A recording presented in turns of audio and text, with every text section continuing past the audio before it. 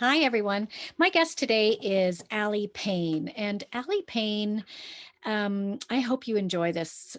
She gets really real about the broken open question in this podcast and how it has served her in the work that she's currently doing. So, if you are struggling in a relationship, this podcast is for you. Now, if you're struggling in a relationship with your parents as a teenager or with your teenagers as a parent, this podcast is really for you.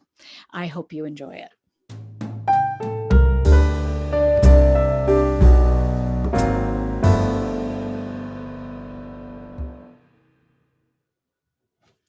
Hello, friends. Welcome to season 2 of the Broken Open podcast. I'm Maureen Towns, author, speaker, and expert on finding calm amidst the chaos of helping those you love with mental health and addictions issues.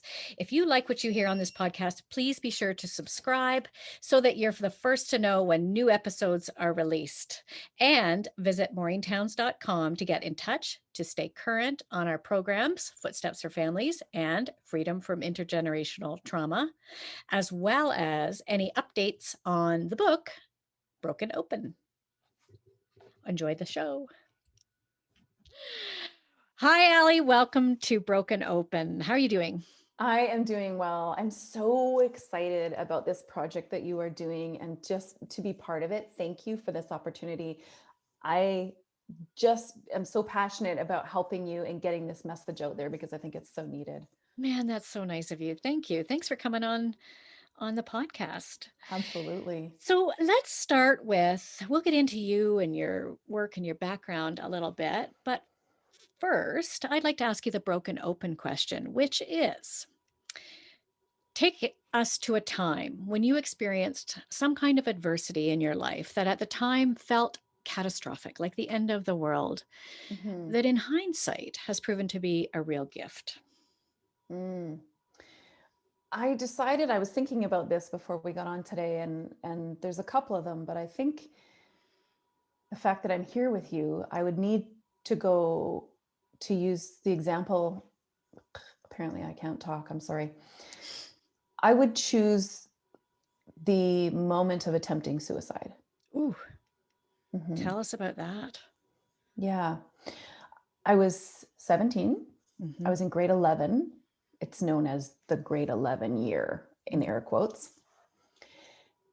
I had been on the receiving end of significant negative messaging for years. I am a survivor of generational trauma, emotional trauma, and at the time didn't know I'm an empath and I'm also an HSP, a highly sensitive person. Mm-hmm. So negative emotional messaging really literally stuck to me like Velcro until I allowed it to become part of my narrative of who I was and define me, Mm-hmm. until the point, although trying some not very constructive coping mechanisms to stop it, which looked like a whole bunch of yelling and conflict in my home, because I didn't know how else to stop it other than yelling back at it. Mm-hmm. I got to a point where I hated every part of myself. Ooh. I remember I was skipping school. I went from being a straight A student to almost failing out over Mm-hmm. a period of a couple of years, which culminated in this moment. But I remember just prior to that, sitting in the vice principal's office at my high school, probably because of skipping school. I don't think I attended a single Monday of class in grade 11.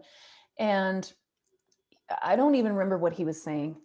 I just remember sitting across from him and he was asking me questions and thinking, it doesn't matter what I say. I hate you so much.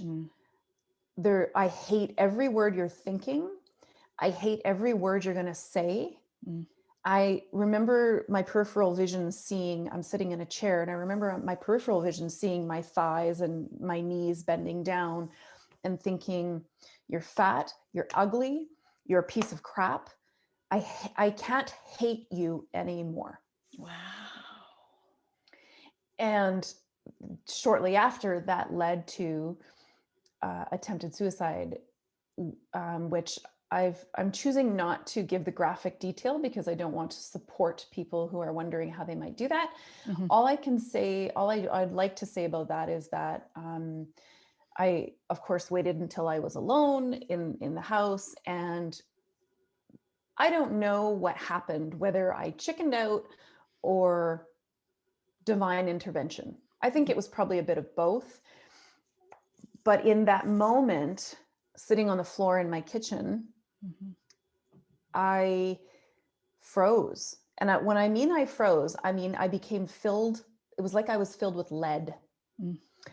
And I couldn't move anything except for my eyes.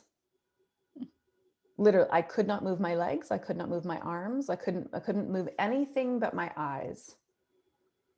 And sitting on the linoleum floor with my back against the really rough chimney of our living room on the other side. And all I could do was, and it probably went on for about 20 minutes, half an hour, that I just couldn't move. Mm. And I was a very spiritual person then. I still am. And I do believe that was God saying, you're not done. Mm-hmm. You've actually, this is the beginning. Mm. Mm-hmm. Yeah.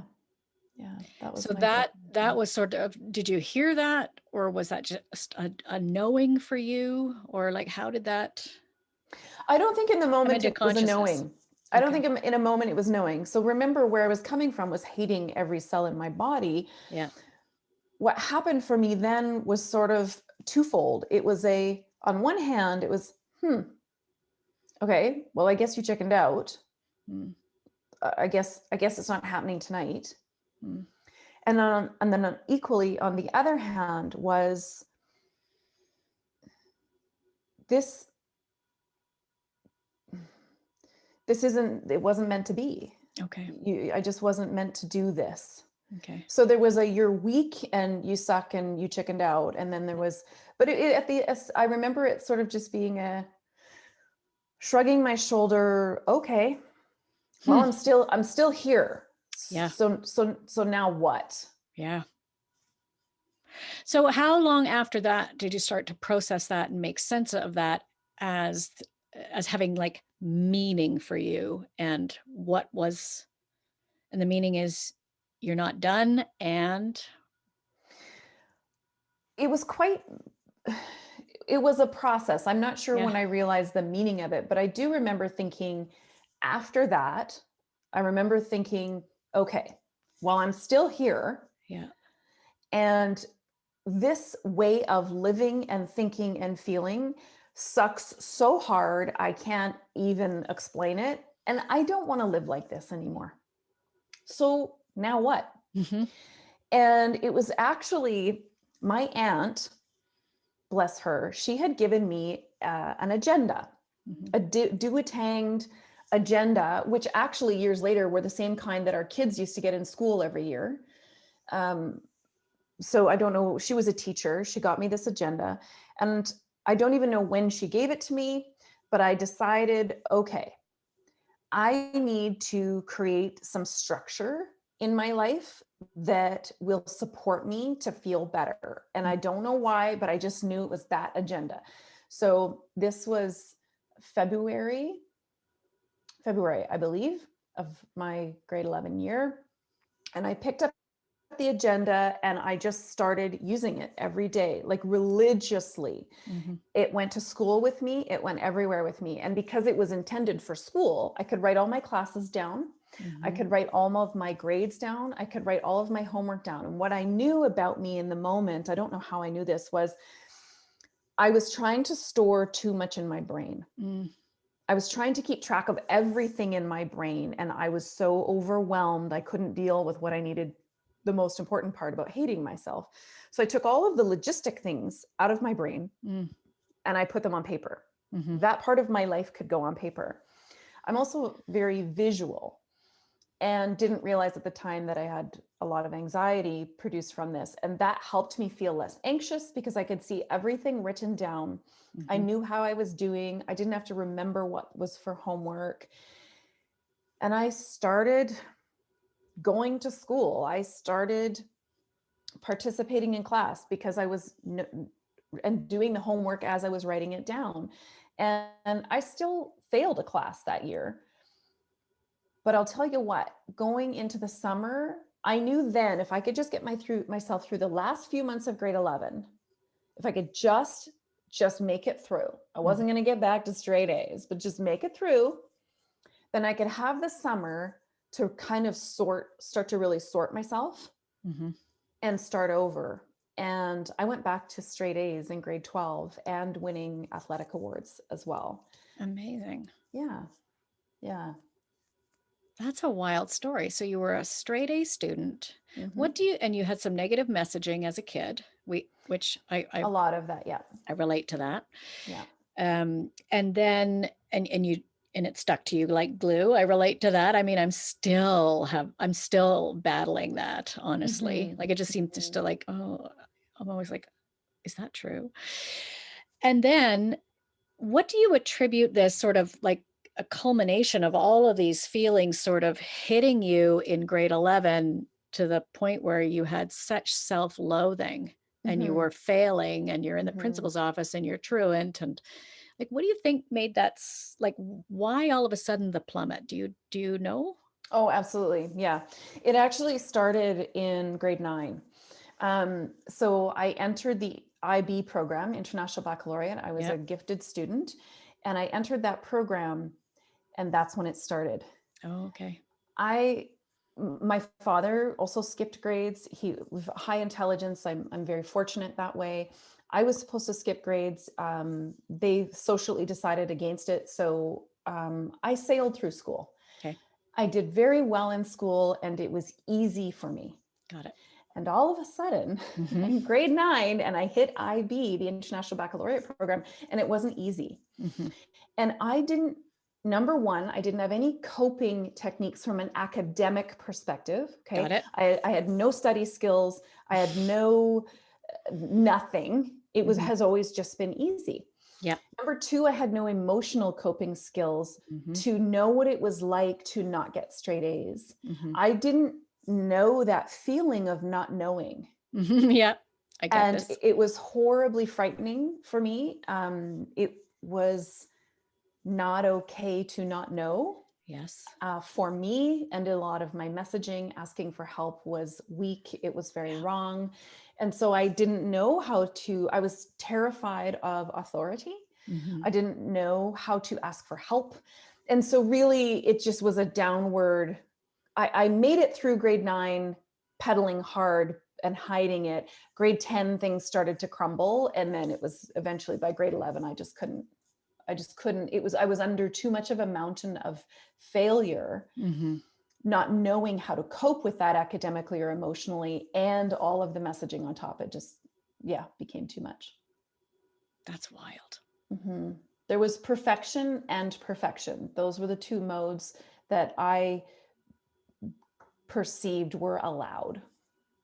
And this is the trouble with a gifted child, right? Like, I mean, because you don't develop the skills for failure, asking for help, you just feel like you should know. And then when it all hits and you don't have the skills to even, like, I love this, you got the agenda out and you started writing things down. Okay, this is the strategies that most kids learn back here, but that you just never needed because it just all came really easy and you just sailed through. Yeah, and it's an emotional thing though too, because being raised in my experience of the two modes that were allowed was perfection and perfection. Straight A's or straight A's was what was allowed. Yeah. I got a report card in grade 7 and I had 1 B, and I got in trouble for that. Wow. And so it was an emotional coping as well. My construct was there was nothing allowed outside of knowing and straight A's that was allowed. Everything else was fight or flight. I'm dying. I'm a terrible person. There just wasn't anything. So growing up, it's why I've raised our children we talk about and celebrate failure. Mm. We talk about and we laugh about, and my husband and I are always bringing in stories of, oh yeah, that time I totally bombed that test and I failed this, so that they're constantly hearing from us about when we quote, air quote, failed. Mm-hmm. And look, we're still here. We survived. Mm-hmm. And it feels crappy in the moment, and we're okay. Yeah. And we love you, just unconditional love as opposed to a very conditional love. Oh, good for you. Mm-hmm. And now, I think that probably, contributed to your passion for working Mm-hmm. with teens. 100%. That being such a tough time for you. Yes, 100%. 100%. So I was, again, I was extremely intelligent. I literally had to be moving all the time. I was very active, wildly creative, writing, painting, in every sport you can imagine. And I had more energy than there was hours in a day. Mm-hmm. And I had a penchant for freedom. So put those two together. I was drinking by the time I was 13 and started skipping school, like I said, by the time I was 15. And I had so much pain and trauma that, again, the only way I knew I had to try and stop it, but I wasn't. And I knew specifically what was wrong. Again, I think being born and being an empath and an HSP, a highly sensitive person, I had a very high emotional intelligence. Even though I didn't have an emotional vocabulary, I knew I could watch relationships. I always felt like I was different. I could watch a relationship happening and I could almost guess what someone was going to say emotionally in response to something. And I could watch people's faces and I knew how they were feeling. And I didn't understand why people were so mean to each other. Mm-hmm. And because that was my own experience. So as a troubled teen who felt that there was just some things that were going on that should not be going on, it is most definitely my passion, having then recovered also from eating disorders and anxiety and a lot that precipitated from my experience growing up. It is so important to me to help parents, now that I am a parent as well of 2 teen boys, help parents, number one, build the relationship skills to parent in a way that does not pass on emotional. And that's not about intelligence. Okay. I'm not saying that. No one in the school, like the school system, we're not teaching relationship skills at a level that they are required for successful, quote, life that we expect of our adolescents. And yet we're not teaching it. And excuse me, generational trauma is so common that, and scientifically, we repeat what we know. And so we just keep doing it over and over. When we get relationships right at home, I truly believe we will change the world. When we get it right at home, we will change the world. And so I am going to be helping parents understand the relationship skills that, again, not from intelligence, but that they were never taught. So that, and translating for them what it is like to be that troubled teen and what the teenager emotionally, cognitively wants and needs, but has yet to develop the vocabulary or maturity to ask for or express what's going on. That is 100% why I do what I do. I believe we're going to get hurt in emotionally from families, hurting our feelings, of course, like those people are going to push our buttons more than anybody else. I do not and will not on my watch agree that emotional trauma or generational trauma is the norm. You don't think it's the norm? I will not stand for it being the norm in my lifetime. It's unacceptable. Unacceptable. Got it. No, not on my watch. Not on your watch. So tell us about the work that you do. What do you do now? Thank you. I work with primarily parents right now, although I do have teen programs coming. It's a bit of a dichotomy because half of my audience, whether that's an email list or social media, is parents, and the other half is teenagers. So I get both. And I Yeah. absolutely love it, Yes. because I do think that change can come from both directions. I do Yeah. not hold parents 100% responsible for changing the relationship. Absolutely not. So what I do is I am I create programs for parents. Right now, I have a 5-day challenge that I do live to take parents 5 days through really simple, powerful tools in Mhm. 5 different areas of parenting that, in my experience as the teen and the parent, I think make the greatest difference. I have a larger 8-week parenting mastermind that really helps parents, whether things are going swimmingly and they want to prepare for the teen years, or they're experiencing some really significant challenges. Anywhere on that spectrum is fine. Mhm. And to dig even deeper and Mhm. really look at what this relationship with their teenager is and what they want to create with it, and then what might they need to know in that process to do that. So that's what I'm doing now. I do work with a few, although a small few individual clients, both teenagers and parents. Mhm. And since with COVID and everything going on, a lot of it is done, of course, on video and on phone. I did used to work with couples, married couples and families in person. Mhm. That just isn't the case right now. Mhm. And as I mentioned, I will have a teen program coming out hopefully by May or June, Mhm. because there's just such a huge cry for that. And in the future, and in alignment, I think, with what you're doing, I'm also looking at creating a, a parenting program that goes even deeper. And it is about really looking at self and, wait a minute, what is it about me and my upbringing that is creating part of the experience that I'm having in my life and my relationship with my teens that feels very painful. And Mhm. I say I don't want it, but it keeps showing up. Mhm. So that will be an additional step to that. I also do a lot of speaking and a lot of workshops, and Mhm. I am talking about relationships all day long, and I freaking love it. Yeah. You can tell. You can tell. I mean, your passion for the work comes through loud and clear.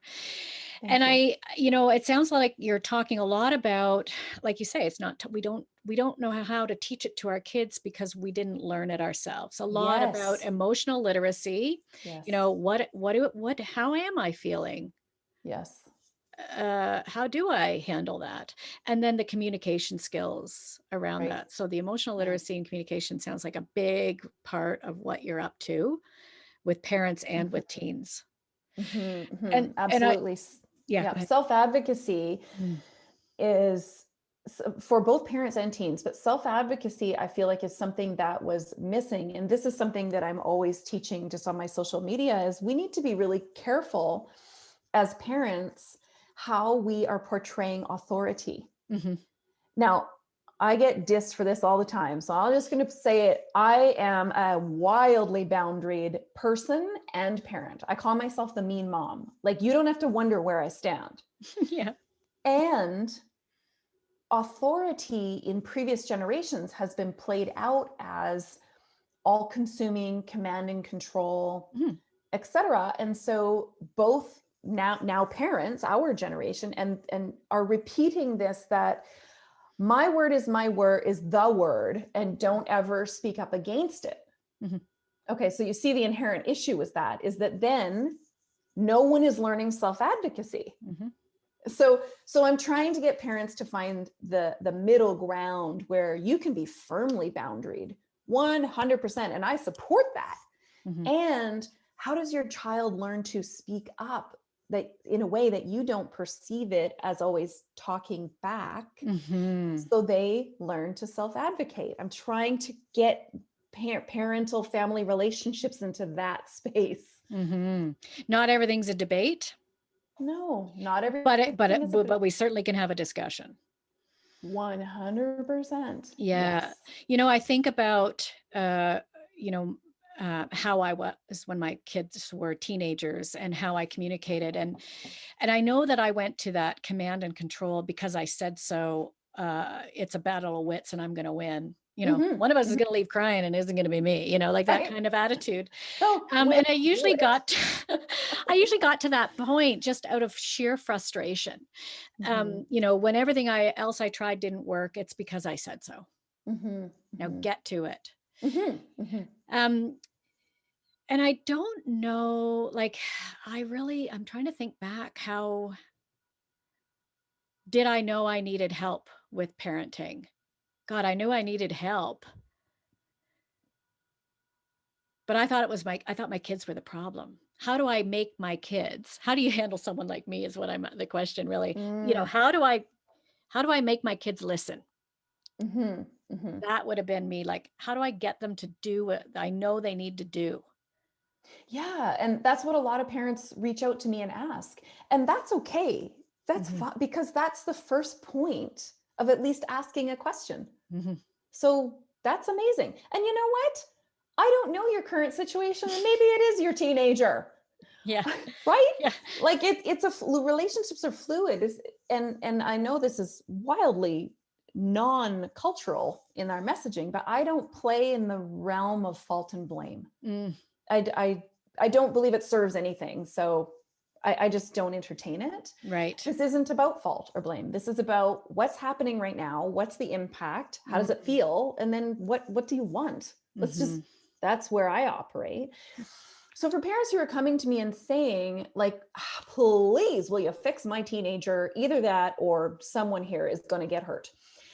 And so I'll entertain that question 100%. Ask mhm, when I get the information about what is going on. That's when I equip and empower the parent as much as possible. mhm, Now, again, I don't do right, wrong, fault, blame. So I let them know this is what I think you need to do. Here's what your teenager might be hearing, mhm, and your message might be received.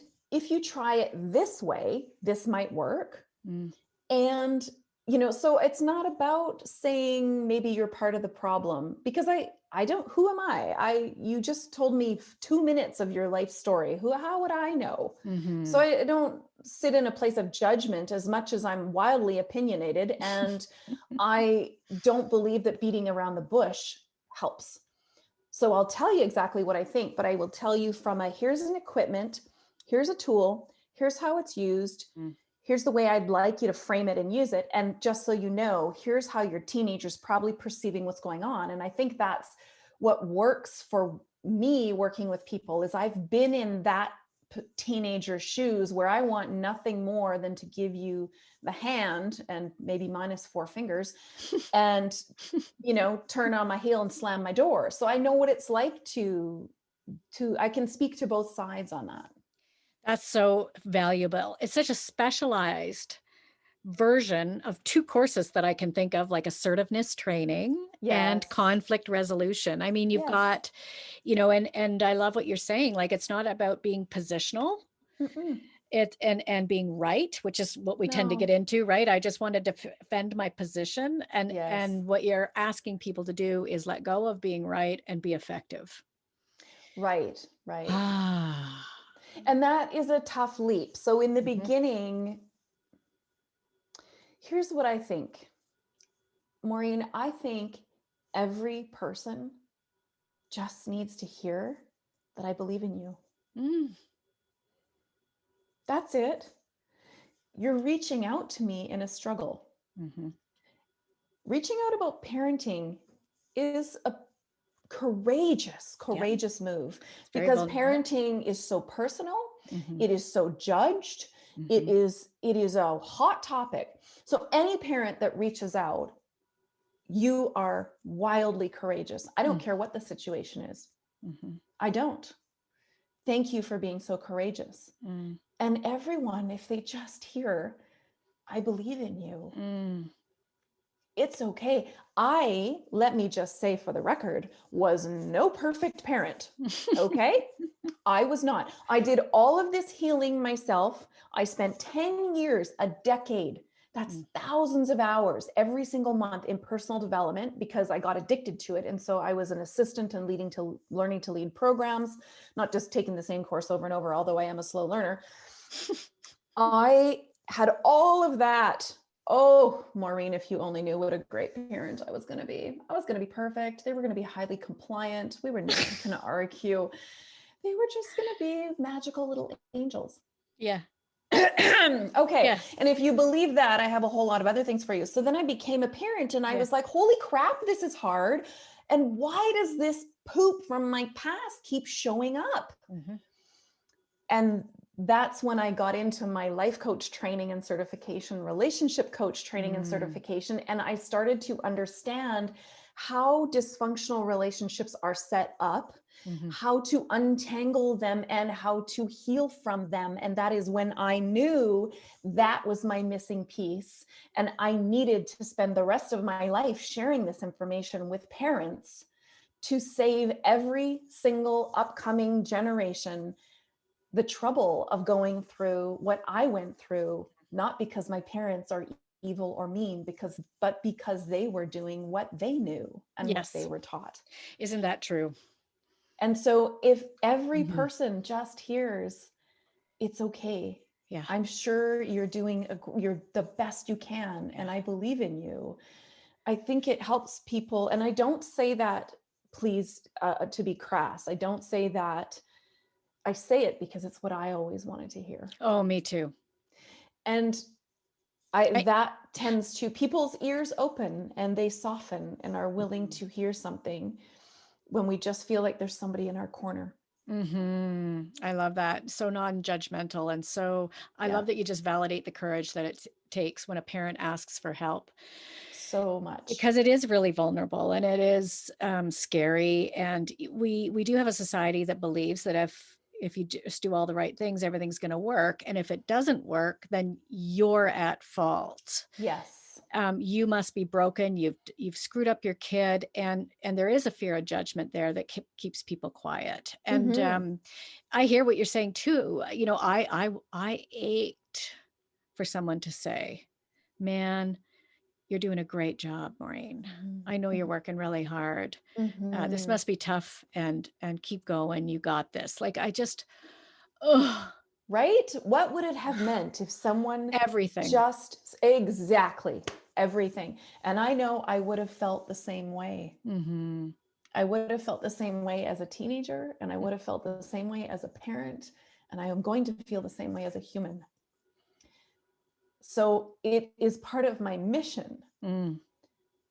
to, no matter what external role you play in this world, parent, teenager, daughter, sister, father, son, brother, that you know that you're loved Hmm.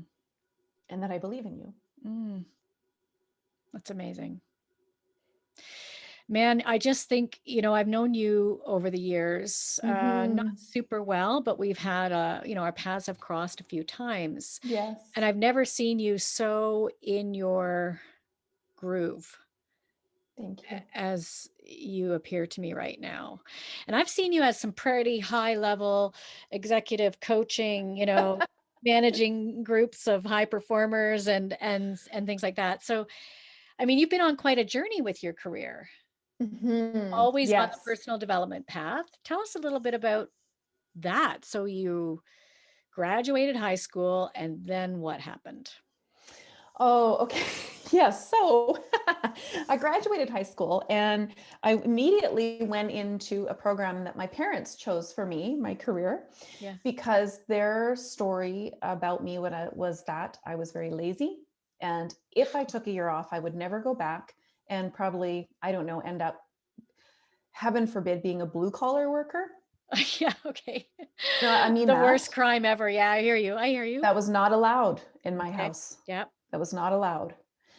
And so I became a biomedical electronics technologist Mm. because my parents had friends who had a daughter very successful in school who did this as well. So they thought that. And I was I excelled greatly in sciences and math. So biomedical electronics technologist is a fancy word for saying I was the repair person for every patient applied system in a hospital, Okay. from IV pumps to defibrillators to kidney dialysis machines to all that. I did that for 7 years. I did not work in a hospital. I worked for a private company that had all the contracts with BC Ministry of Health. Hmm. And I was on call 24/7, 365. There was no backup. Hmm. I was 22 years old and I traveled approximately, I drove about 80 to 100,000 kilometers per year. Because you can't fly with a toolkit. They let me back then a little bit, but I couldn't have enough spare parts with me. And I worked approximately 60 to 80 hours a week.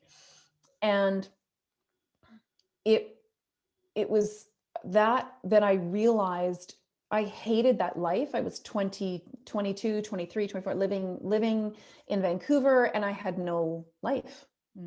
I had no life. I had no friend. I had nothing because I was on the road traveling all the time, and I could only work on machines when patients weren't there. So I worked alone. I traveled alone. It was a lot of alone for an extrovert. And I thought, okay, 7 years in, Aly, there must be something that you like about this because you haven't quit. Now, part of that was a lot of the negative messaging around authority and that I was worthless. So how could I possibly, and the constant messaging, you can't quit jobs all the time because your resume will look terrible and then you won't get hired. That was a big message too. And I finally realized, okay, what is it you like about this? And it was empowering people. I loved, by that time, I had also gone to the Ministry of Health and said, look, I'm on call 24/7. I'm getting all these ridiculous calls at 2 and 3 in the morning that are just not necessary. You are doing an amazing job at the clinical training for these patients, but quite frankly, the technical training that these patients should have when they are living at home in remote areas with medical equipment is wildly lacking. I will take that over. And they said, okay. And so I wrote, I developed and delivered all home patient and nurse training for the BC Ministry of Health at 22 years old for the next 18 months. And I got a lot less calls at 2 and 3 in the morning. And that was a really big thing for me when I realized it was about empowering people. And so when I left that role and went into more kind of customer service, I ended up in technical sales for a while. That was when, and actually my husband introduced me to personal development and started down that road where I realized, oh my goodness, this is what I've always wanted to do, which at the time I thought was an HR degree because there was no, like coaching. What was a coach? It just wasn't a thing then. And after 10 years in personal development, every year almost hitting the button on getting an HR degree, every year, no, I don't want to push paper, but, and I don't like school. I can't pay attention that long. So my girlfriend called me and she said, I just saw these course outlines for this program happening at the University of Calgary, and I think you should take it. And my first thought was, well, obviously you're not my friend and you don't know me because my husband is away for 4 months of the year. I have a 2 and a 4-year-old and you're talking about me going back to school. Thank you. Goodbye. And I read the course outlines and they just sung to my heart. And that's when it started. I took all my life coach training and certification through the Coaches Training Institute. I took all my relationship coaching and training, relationship systems through the Center for Right Relationship. And that was a 3-year thing of little kids and going back to school. And when I started that, I worked with families because that was what I wanted to do. I worked with families. And every time one of the parents would say, you know, we have this really toxic environment at work. You should come and do this in my workplace. And remember, I was just starting out. We had barely 2 dimes to rub together. And so I'd think, yay. So I went and did this in workplaces. 10 years later, I had worked with corporate with some wildly successful organizations and entrepreneurs, and doing some amazingly cool stuff. It was an incredible opportunity. But what came out of it was that people thought I was a business coach.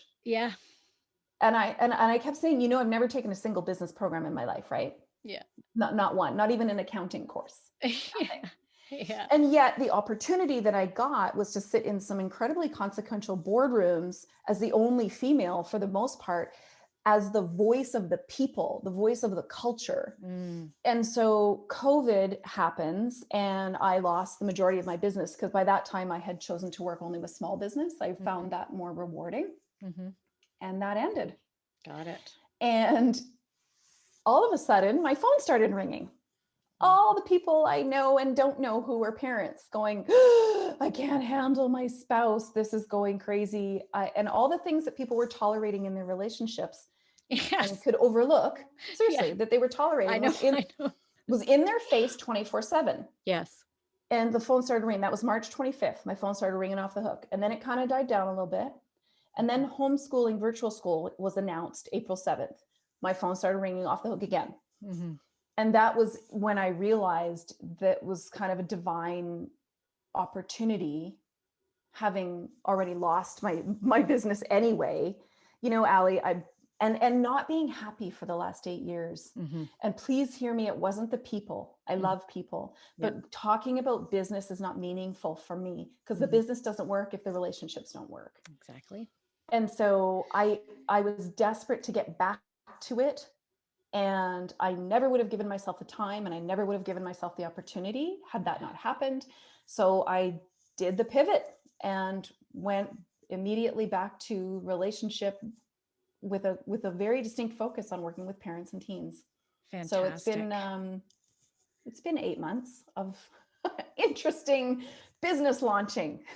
Yeah, it is. And I just love that each time you made a shift, you thought, well, not even, maybe not even consciously, but what do I love and how do I get more of it?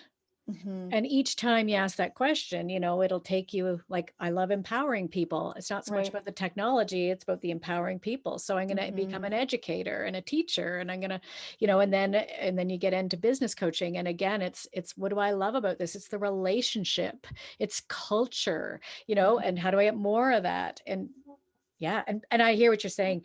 COVID has just exacerbated issues that people could otherwise ignore. Yes. And suddenly they're all, in each other's space Yes. and getting on each other's last nerve Mm-hmm. and reaching out for help. And isn't that amazing? That this I know brought you it's into exactly what you're meant to do. right. And this is truly what I am here for. I've always known that, Yeah. but I was doing as many people do. I knew how to run a coaching business where people thought I was a business coach. I knew how to network that. I knew how to fill that business, which paid the bills. Yeah. And so it was safe and familiar as much as I was unhappy. Mm-hmm. And I think that that's a common mode for many people. Mm-hmm. And I certainly don't judge it. I mean, it is what it is, Yeah. So being in this position right now feels more, I know when I sat in my life coach training program, the very first one, I heard a voice in my head, loud as you and I are talking right now, and as clear as day, that said, "You are home." Mm. And I knew that was where I was supposed to be. And then the first day of my relationship systems coach training, Okay. I had this vision. It wasn't spoken word, but it was very clear. And it said essentially that, which meant life coach training, that was the foundation. Mm. This is the house you will build. Meaning Ah, this relationship systems coach training, relationship work. This is the house you will build. And as much as I felt so significantly and powerfully that my heart was finally home, mm-hmm. then that was 14 years ago. Mm-hmm. This opportunity I sit in now feels more like having come home than I ever have. That's amazing. And I love systems theory. Like, I'm a big fan. And I'm sure have heard this kind of an analogy before too. Like, a system is like a mobile, and you tap one piece of the mobile and the whole thing starts to Yes. compensate, right? Everybody starts Yes. to move and adjust and try to accommodate. Yes. And, and where my work comes in is when one piece of that mobile in particular is so non-functional Mm-hmm. that everybody else becomes sort of weirdly non-functional in response, and the system is really off kilter. And then I Mm-hmm. try and bring it back together again. And Yeah, because when the system, I love your metaphor of the mobile, because sometimes one little tap of the system, although it will always move everyone, sometimes it's not because anyone wants to be fluid. Right. For the most part, it's because we so desperately resist change Yeah. that conflict in itself is purely the leading edge of the next change. Mm-hmm. Conflict is change trying to happen. Mm-hmm. Change must have some version of conflict. If you think of every single Hollywood movie you've ever seen, there was a conflict of some kind, internal, external, culturally, globally, Mm-hmm. in order for the necessary change to happen. Mm-hmm. And if we can, yeah, help people to view, I'm not saying conflict is yay, let's go, but Yeah. you know, if we can just help them frame it that way, then We'll it's never let a helpful. good conflict go to waste. Right. Wow. That's a good one. That's a great one. I love that. That's stolen from crisis. Never let a good crisis go to waste. But conflict is the same thing. I mean, It is. it's a gift. It's Yeah. an opportunity to grow. It's somebody. It's the world telling you, or the universe, or your life, or whatever, in your face, Mm-hmm. saying, "Hey, Mm-hmm. hey, Mm-hmm. let's try something different." And Yeah. yeah, that's all. It's just broken open. That's the whole idea. Yeah. Yeah. There's Sometimes you need to been break in order to certainly, open, right? Like for sure, for I sure. did anyway. Yes.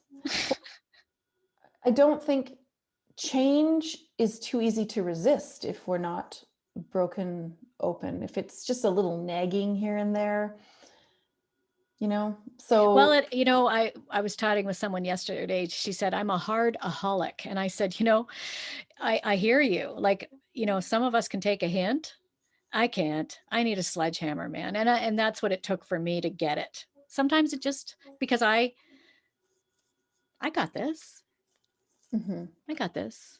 mhm, I'll just try this, this, and this. And it usually works. mhm, Well, mhm.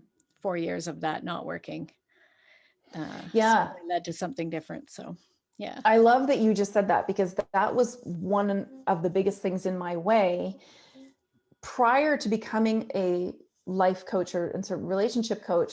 Was here I was having, I'm going to air quote, recovered. Recovery, let me just say, is a journey. I don't Mhm. think it's ever complete per se, but it is a journey. There's always additional layers should I be open to looking at them. Mhm. And then I become a parent thinking, yeah, I mean, I have left all that in my past. I'm good. This is going to be all, and then I'm down on my knees in tears thinking, Yeah. why is this so friggin' hard? Yes. Why is this so hard? And it's only then because everything kept repeating, it wasn't stopping, Mhm. that those messages do need to show up quite often. And in so many ways, I think that was just the beginning. But then the 10 years I spent in a decade in personal development, which is when I got fascinated with the human dynamic and communication and personality styles and all of these tools. Well, that was maybe just the beginning. Like, where, I don't Mm. know, where's the beginning? I'm not sure, because I can tell you I'm most definitely not done, but No, but I mean, so my belief is that our life experiences are here to serve ourselves and others in Mhm, some way. And so you've mhm, gone back to all the way back to teen years, and mhm, your family of origin and the messaging that you received there, and you've come all the way back around and learned and learned and learned, and now you're addressing families in that space, mhm, where you first wish you'd maybe had some help, mhm, mhm, and I'm in the same boat. I'm now working with families in the way that I wish I had had help when I mhm, most needed it. And I think that's, what else can you do except offer your very best, you know, with passion and compassion and mhm. empathy and understanding and cheerleading and encouragement. And I love what you're up to. I love it. I love that you just said that about your work. This is something that I tell people that can be hard to believe. So when you were a teenager, I don't know if you remember what some of your top fantasies were. Like, I mean, maybe like having a horse was one of mine or whatever. But do you want to know what my number one or number two was? What? Going to family counseling. Oh, wow. That was my fantasy. I used to fantasize about it every day. because I thought it was the only way things were going to change was to have my family be in a position where someone else was in a higher place of authority to actually tell, help my family and say what was out of bounds and not okay, and what was. I used to fantasize about it every single day. Wow, that's so interesting. Mine was freedom. Well, yes, that would have created freedom, but yeah, interesting. All Freedom, I knew yeah. is I wanted freedom. I didn't feel Yeah. free. And now I coach people to freedom Hmm. from chaos. And that's the way I describe my work. I mean, isn't that interesting? Yeah. So on that note, Miss Aly, is there anything that you want to promote at this time? Well, again, so I do a 5-day challenge. I created this 5-day challenge, and in 7 weeks or so, there was almost 500 people went through it. It really just blew my mind. Wow. And I decided that I wanted to take it live because it's so important to me that to provide value so that people can truly, if they're going to come to me for anything, whether it's free or it's 9, 10, I don't care, that they see results, that they get the understanding they need. And when I'm stressed, I don't know about you, even simple things feel hard. So Mm-hmm. talk to me like I'm 4 is what I say. So Yeah. I am now doing this live, and I'm doing it live February 1st to 5th. I don't know when the next date will be, but it will be approximately 8 weeks. So people can get on a wait list for that. Mm, And it's live 5 days in a row with me going over simple, powerful tools, all the resources, material. And that's $9. And then I wow. do have, I want people to be able to come and get help immediately. Yeah. Immediate. And I decided the best way to do that is to do it with me personally. Okay. And my Empowered Parent Mastermind program, again, it starts February 9th, and it will likely run again sometime in April or May. So I'd watch out for that. In the meantime, always check my website, all my social feeds. I'm at Aly Pain, ALYPAIN, on Instagram, TikTok, Pinterest, and other things that I will always be sharing. There's lots of free content on my website as well, lots of free webinars where people can come and just start to just lean in, Yeah. and get a start. Yeah. Fantastic. So this episode will be released after the programs that you talked about. So I love that we're going to have the Yep. website and everything in the show notes so that people can keep an eye and look for March, April, etc. programs. Yes. Yes. Yep. Perfect. Yep.